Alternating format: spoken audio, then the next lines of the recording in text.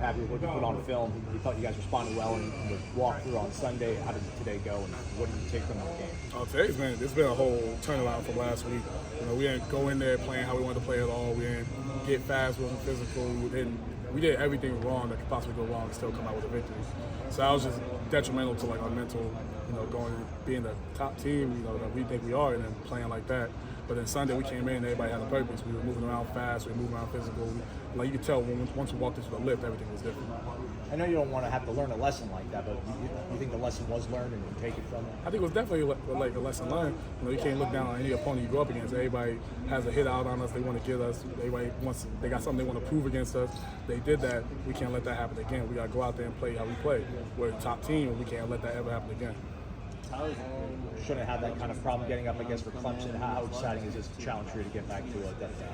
Good. I heard about the environment. I heard it's a hostile environment. It's loud. They get physical. I'm excited for it. This is what I come here for. The noise at practice a little louder than usual. Was that difficult to communicate with? I guess how did that impact practice at all? I think we actually responded to it very well, just tuning it out. Everybody still, we have a lot of hand signals and stuff like that. We're doing hand signals, looking at each other in the eyes, making the calls. Everyone's getting there. We're getting down fast. We're not letting what happened Saturday, the tempo of that, come and mess with us this week. We're responding to everything perfectly. So that is kind of the intent of that, though, right? To have it that loud to where you guys are having to kind of figure that out. Yeah, it's like getting prepared for Saturday because it's going to be a loud game.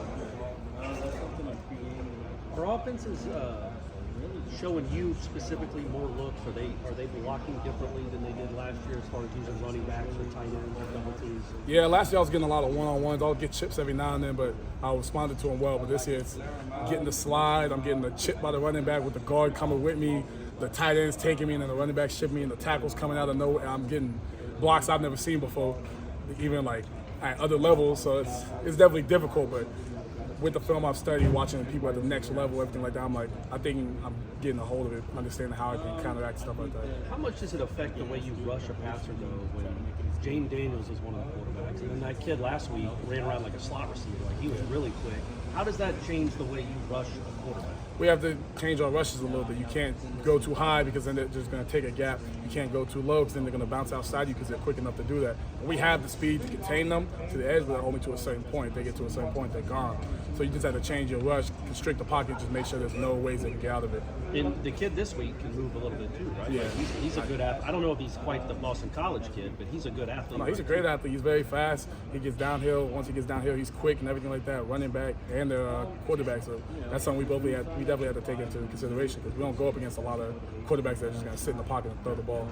I know every time you want to start off fast, start off well, but how important is it to not give that kid confidence early on and shake and rattle? Oh, we definitely have to get there because if he gives us confidence, he's good. Like he's a very great player. But we take that away, and everything will handle itself. Everybody else will do their job, and everything will come the way we want it to. With offenses maybe blocking you a little differently than they did last year, I guess as you adapt to that, is that more the adjustment, more like physical adjustment, mental to know when you're getting chipped, getting double teamed, that kind of stuff? I think it's more of a mental thing. I've never been worried about my physical. I'm strong enough that if a running back chips me, I don't think I'm going flying across the field. But it's just a mental thing because if a guard and a tackle come on me, that's a whole different conversation because it's like 700-something pounds versus a 100-something pound running back.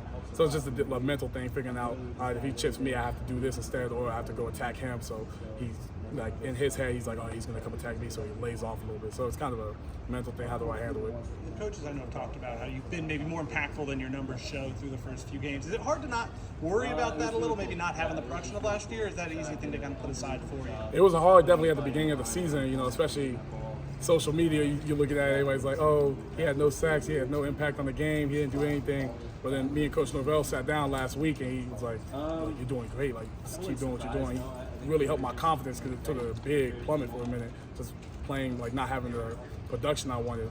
But talking to him, it changed my whole life. Like, it was like that conversation really changed my perspective. So now it's like, if I don't have sacks, people are going to say, oh, he got locked up. Look what happened. Like, everybody else was getting one-on-ones, and you give everybody else our team a one-on-one, you pick your poison. Like, that's bad news.